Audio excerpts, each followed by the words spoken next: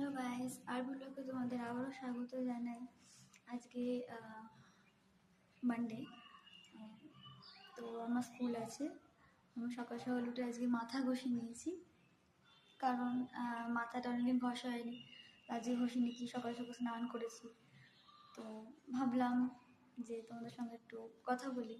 এখন ফাঁকা আছে, দিদুন দোকানে গেছে, বাড়িতে দাদু ঘুমাচ্ছে আর মাও স্লিপিং। মায়ের শরীরটা ভালো নেই, তো মাকে আমি উঠতে দিই না, তুমি ঘুমিয়ে থাকো। আমি উঠেছি সেই 6:30 নাগাদ।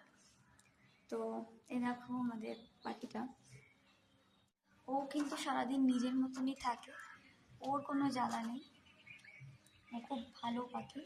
আর ওর মাঝে মাঝে এখানে কিছু বন্ধু আসে, ওই বন্ধুদের সঙ্গে ও থাকে। দেখো তোমরা একটু।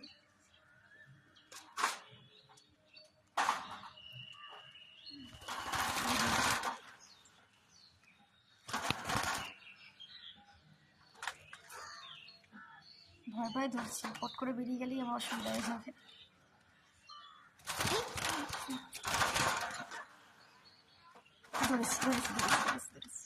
ওকে একবার ধরতে পারলে আর কোনো প্রবলেম নেই। ঠিক আছে ওকে, কাম ডাউন। খুব উত্তেজিত পাখি, ব্যস্ত পাখি, সারাদিন হেঁটে বেড়ায়। এই যে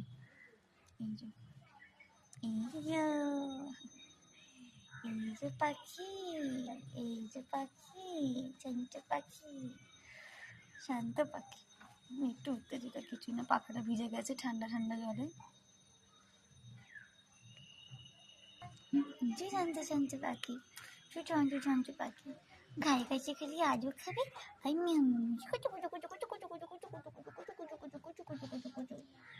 খাঁচাটা আটকে দিলাম, আমি টুকটুক করে ছাদে চলে যাই। আচ্ছা, তোমরা জানো এই যে এই খাঁচাটা, এটা হচ্ছে ওর পুরোনো খাঁচা। ওই খাঁচাটা বদলে দেওয়া হয়েছে, কারণ ওই খাঁচাটা অনেকটা বড় তো, আর লোহার খাঁচা।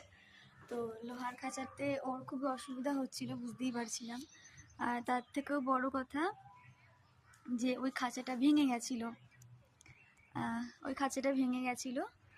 তো ওই খাঁচাটা বদলে দেওয়া হয়েছে, একটা ছোট্ট খাঁচা কিনে নেওয়া হয়েছে, ওই জন্যই কিনেছে। তো এখন ওখানেই ও থাকে। আর এতক্ষণ বসে বসে চুল শোকাচ্ছিলাম, 7:30 নাগাদ বেশ স্নান টান করে নিয়েছি। আর চুলটা তো শোকাতেই হবে, না চুল বাঁধতে পারবো না, ভিজা চুল বাঁধলে একটা ব্যবসা গন্ধ বেরোয়। তো এই জন্য তোমাদেরও আশা করি আজকের সারাদিন ধরে তোমাদের কারোর কাজ আছে, কারোর আছে। কালকে রবিবার ছিল, একটা ছুটির দিন ছিল, আমি লাইভে এসেছিলাম, আরবি লাইভে এসেছিলো। তো তোমরা অনেকেই এসেছো, আবার অনেকের কাছে মানে হয়তো লাইভ যায়নি, সেই জন্য তো খুবই ভালো লাগে যখন তোমরা আরবি লাইভে এসে আমাদের সঙ্গে কথা বলো, রেসপন্স করো, খুব ভালো লাগে। তো তোমরা কমেন্টে জানিও যে কাদের সোমবারটা বিশেষ করে হ্যাকটিক যায়। অ্যাকচুয়ালি আমার সোমবারটার থেকেও বেশি হ্যাকটিক যদি যায় রবিবারটা সবসময় সবার ছুটি থাকে, অবশ্যই ছুটি থাকে। সবাই চায় একটু টাইম স্পেন্ড করতে, সবাই চায় একটু ঘুরতে, একটু ঘুমোতে, কেউ কেউ চায় একটু ভালো মন্দ খেতে। তো রবিবারটার জিনিসটা একটু অন্যরকম, কিন্তু আমার থেকে রবিবারটা উল্টো। আমার সপ্তাহের সব দিন যেমন, রবিবার আমার ততটাই খাটনি হয়। আমার স্কুল ড্রেস থেকে কাজে শুরু করে সমস্ত যাবতীয় যা কাজ পেন্ডিং রয়েছে আমার সারা সপ্তাহ ধরে, সেই সমস্ত কাজ আমাকে একদম কভার আপ করতে হয়। সেই কাজগুলো করার পর তারপরে সন্ধেবেলা আবার আমার টিউশনস থাকে, আমার বাড়িতে পড়াতে আসে। তো ওই আর কি 9টা অবধি, কালকে তো আমাকে প্রায় টানা 3 ঘন্টা অবধি পড়িয়েছে। আমাকে কালকে 7টা থেকে 9টা অবধি 3 ঘন্টা অবধি পড়িয়েছে। সেই পড়ার পর নিজে একটু পড়া, তারপরে একটু রেস্ট নেওয়া নিজে। আবার সকালবেলা উঠে যেমন খুব একটা পড়াটা হয় না, তাও চেষ্টা করেছি স্নান টান করে নেওয়ার পর 8টা থেকে 9টা অবধি পড়ে নেওয়ার।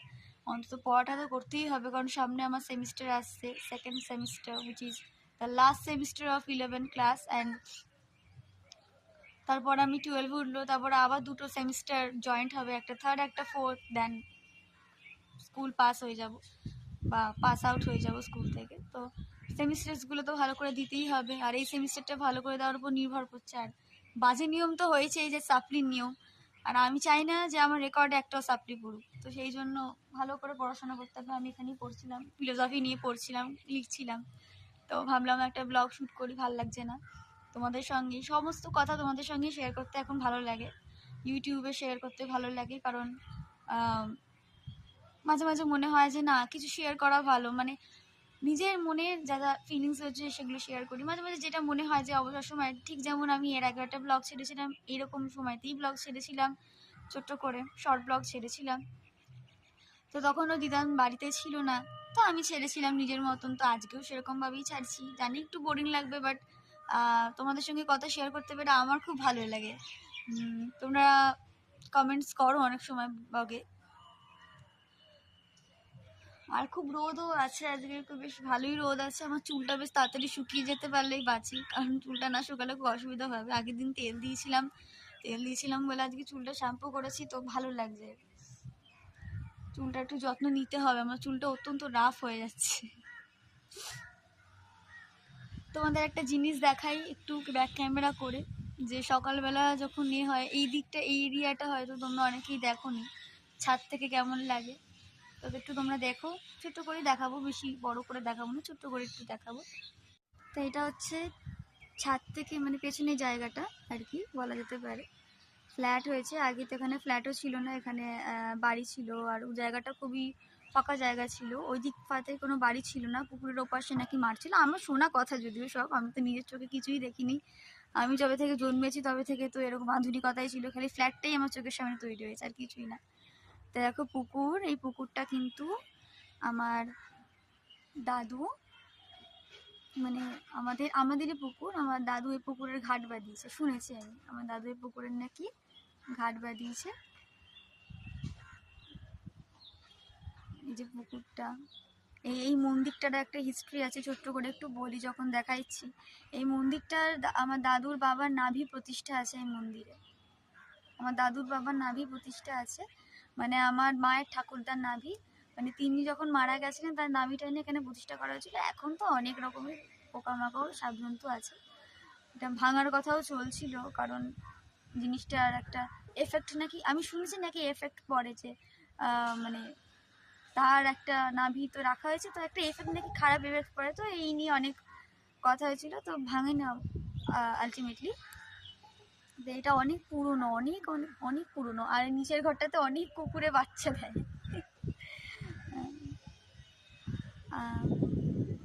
তো এই হচ্ছে এরিয়াটা আমাদের। বলা যেতে পারে যে এই সাইডটা কিন্তু পুরোটা এরকম ছিল না, নাকি আগে অনেকটা ফাঁকা ফাঁকা জায়গা ছিল। আর আমি জন্মাবার পর তো সবই এরকমই ছিল। আমি ঠিক মানে আমার ঠিক জায়গাগুলো ফাঁকা ভালো, আমি শুনেছি, আমার অনেক মা দিদা আমাকে গল্প করেছে, তো ওই আর কি।